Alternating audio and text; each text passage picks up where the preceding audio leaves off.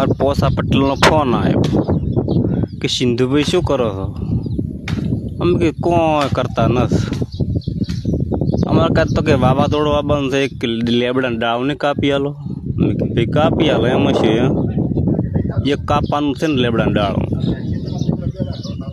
સિંધુભાઈ જા વસી લઈને પોસા પટેલના કુએ ના પોસા પટેલ વળી ચા મેલ્યો અસલ કડક કડક ચા પી સિંધુભાઈ અથડી જા કટાકટ કોણ લેબડા માથે